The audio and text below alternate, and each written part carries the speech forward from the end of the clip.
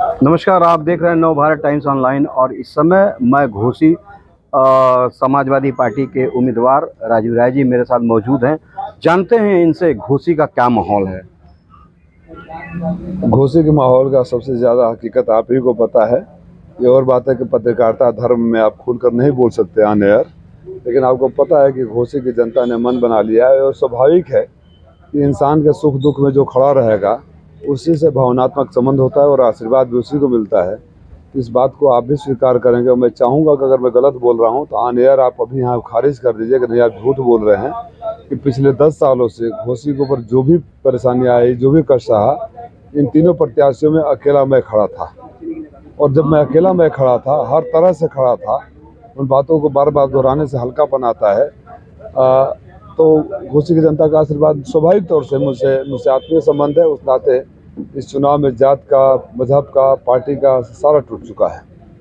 इस चुनाव में योगी जी चाहे मोदी जी ने जो एक नया नारा छोड़ा है कि इस ये चुनाव जो है अब राम भक्तों और रामद्रोहियों के बीच में है। इसको किस रूप में देख अभी रहे हैं? देखिए ना क्या क्या, अब क्या क्या उन्होंने बोला, मंगलसूत्र बेच देंगे, भैंस बेच देंगे, बच्चे पैदा करने वाले, फिर उन्होंने बोला मुसलमानों से हमारा कोई दुश्मनी नहीं है, हम उनको दूर ही जाते हैं। तो जब आदमी हताशा निराशा में आ जाता है, जब कुछ सुझाई नहीं देता है, तो इस तरह का बयान देते हैं, इस तरह के लोग बयान देते हैं। अब इसका हकीकत जनता जान चुकी है, तो प्रधानमंत्री जी कुछ भी बोले, जनता की पीड़ा को तो उससे दूर नहीं हो सकता। इस सच्चाई से कैसे नकार सकते हैं कि जहां आप बैठे हैं, आप पत्रकार हैं, अगर आप माइक लेकर चले जाएं तो पिछले 5 सालों में एक भी यहाँ का कोई नौजवान पुलिस में, फौज में नहीं गया, आपको रिपोर्ट करना पड़ेगा। आप बताएं कि यहाँ कुछ भी इंडस्ट्री नहीं लगी, आपको ये बताना पड़ेगा कि 90% सड़कें वही है जो समाजवादी पार्टी की सरकार में बना था।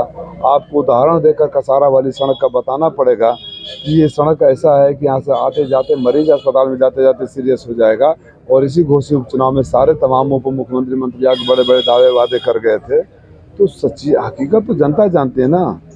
दिल बहलाने के लिए जन्नत का ख्याल अच्छा है, बोलते रहिए।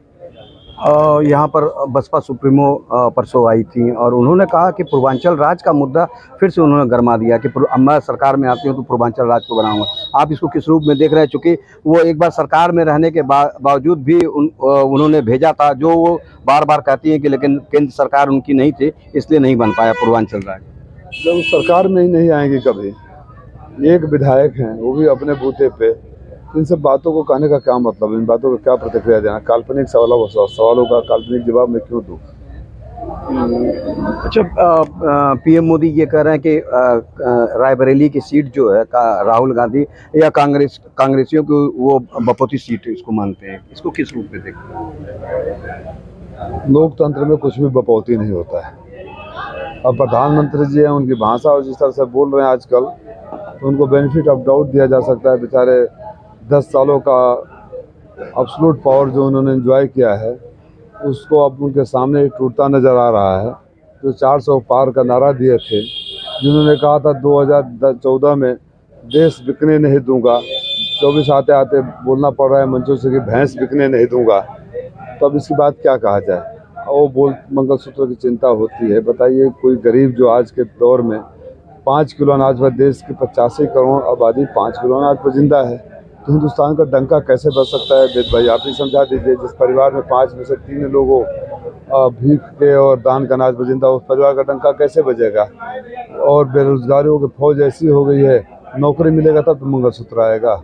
80,000 भरी सोना हो गया, नाक की छूछी और कान की बाली तो हमारी गरीब महिलाएं बना ही नहीं पा रही है। तो इस तरह का बयान, प्रधानमंत्री जी मेरे भी प्रधानमंत्री है, खाली भाजपा के थोड़े हैं।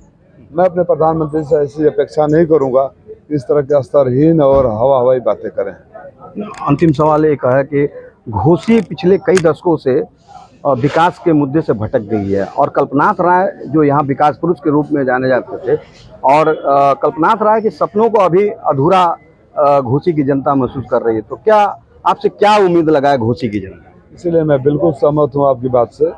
और अल्प समय में हम तुम किसी पद पर थे नहीं, उस समय भी आप कवरेज करते थे। बाकी पत्रकार तो बहुत सारे नए आए हैं। आप, फिर मैं बोल रहा हूँ, अगर गलत बोलूँगा तो नकारिएगा कि जो आजमगढ़ से मऊ की 4 लेन बनी है, या चिड़ियाकोट से मधुबन की बनी है, या शहीद मार्ग का जो जर्जर व्यवस्था थी, मेरी गाड़ी फंस गई थी, आप लोगों ने कवरेज किया था। उसको बनवाना, जितना काम हुआ महिला अस्पताल है, 5 प्राथमिक स्वास्थ्य केंद्र, वो हमने किया। लेकिन इसीलिए मैं बोलता हूँ कि ये सवाल बड़ा लाजमी है। हर नेता यहाँ आता है और अपने को कल्पनाथ राय या तो बताने लगता है, कुछ नेता तो अपने को दूसरा कल्पनाथ राय घोषित भी कर चुके हैं। कल्पनाथ राय एक प्रेरणा स्रोत हैं, जो विकास की राजनीति में विश्वास करते हैं, वो कल्पनाथ राय से प्रेरणा लेकर काम कर सकते हैं। इसीलिए मैंने कभी नहीं कहा कि मैं घोसी को सिंगापुर बनाऊंगा, मुंबई बनाऊंगा, गोवा बनाऊंगा। आपसे कह रहा हूँ, मैं घोसी को कल्पनाथ राय के सपनों का घोसी बनाऊंगा, कल्पनाथ राय के सपनों का मऊ बनाऊंगा, जो और लोग उदाहरण देंगे कि अगर शहर हो, जिला हो तो मऊ जैसा, लोकसभा हो तो घोसी जैसा, जिसका सर्वांगीण विकास हो। किसी को परिभाषा नहीं पता है विकास कैसे हो जाती है। मैं ये ला दूंगा, मैं वो ला दूंगा, मैं चांद ला दूंगा, मैं तारे ला दूंगा। लाने की प्रक्रिया भी जिसको नहीं पता है वो भी बोलता है कि मैं सब कुछ कर दूंगा। यहाँ की सबसे बड़ी चिंता आज मुझे, यहाँ के बेरोजगार नौजवानों की फौज, ये हम उस लोकसभा में हैं, यहाँ कोई उद्योग नहीं है। 3 ही चीज़ है ना, उद्योग होना चाहिए, नौकरी होना चाहिए और व्यापार होना चाहिए। उद्योग कोई है नहीं, बच्चों को नौकरी नहीं मिलेगी प्राइवेट सेक्टर में। उद्योग नहीं है तो व्यापार में अर्थव्यवस्था नहीं बढ़ेगी। और बच्चों अगर बेरोजगार हैं तो बहुत बड़ी चिंता है, देश के पैमाने पर चिंता है। बेरोजगार बच्चे हमेशा असामाजिक तत्वों के सॉफ्ट टारगेट होते हैं। जब पेट भूखा हो, बेरोजगारी की मार खा रहा हो, तो असामाजिक तत्वों का शिकार होता है। तो मेरी सबसे बड़ी चिंता है यहाँ बेरोजगार नौजवानों के लिए, ऊपर से लेकर नीचे तक। जैसे मैंने बताया, 4 कैटेगरी में इसको बांटा है। जो मेरिटोरियस बच्चे होंगे और जिनके घर पे संसाधन नहीं है, उनको कोचिंग दिलाकर IAS PCS मैं कराऊंगा। अगर पहले साल में 4, 5, 10 भी हो गए तो बच्चे मोटिवेट होंगे। जो दूसरे कैटेगरी के हैं, जो मेडिकल में जाना चाहते हैं, किसानी फील्ड में जाना चाहते हैं, उनको उस तरह की सुविधा मुहैया कराना। तीसरा जो सबसे इम्पॉर्टेंट है, हर आदमी IAS IPS PCS और डॉक्टर इंजीनियर नहीं बन सकता।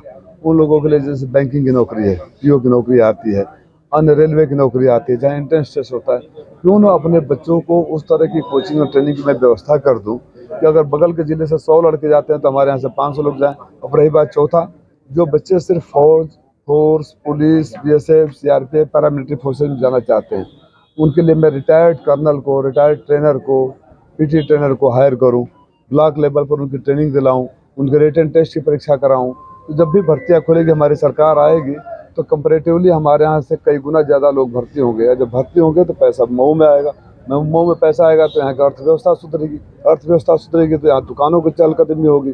बुनकरों को पैकेज दिलाऊं, जो बुनकर उद्योग खत्म हो रहा है। किसान हमारे यहाँ है नहीं, आप मानेंगे ना, हमारे पश्चिम किसान के बात एक बड़ी फॉल्स अवधारणा है। किसान पंजाब का किसान, हरियाणा का किसान और पश्चिम उत्तर प्रदेश के किसान, पूर्वांचल का किसान, उन लोगों के सामने हमारे किसान मजदूर हैं। तो खेत हर साल कम होता जा रहा है, सरकारी नौकरी नहीं मिल रही है, लड़का बेरोजगार है। ओवरऑल एक डिप्रेसिव एनवायरनमेंट क्रिएट हो गया है। उन बच्चों को मैं हौसला देना चाहता हूं कि अगर मौका मिलेगा तो 5 सालों में जो रिपोर्ट कार्ड मैं आपके और सदन में लेके जाऊंगा, आप इस बात के लिए गौरवान्वित महसूस करेंगे कि 5 सालों में घोसी लोकसभा के बच्चों को सबसे ज़्यादा नौकरी, रोजगार और ट्रेनिंग मिला। इसका रिकॉर्ड कायम करना चाहता हूँ मैं। डिप्रेसिव इन्वायरमेंट को ख़त्म करेंगे राजीव राय। चूँकि राजीव राय शिक्षा जगत से जाते हैं, इनका मेडिकल कॉलेज, इनका इंजीनियरिंग कॉलेज बेंगलोर में स्थित है, इसलिए राजीव राय शिक्षा को प्राथमिकता देते हुए घोसी का सर्वांगीण विकास करेंगे और कल्पनाथ राय के सपनों को साकार करेंगे। अब तो ये देखना होगा 4 जून को कि यहाँ की जनता किसको घोसी का सांसद बनाती है। वेद मिश्रा, नवभारत टाइम्स ऑनलाइन, मऊ।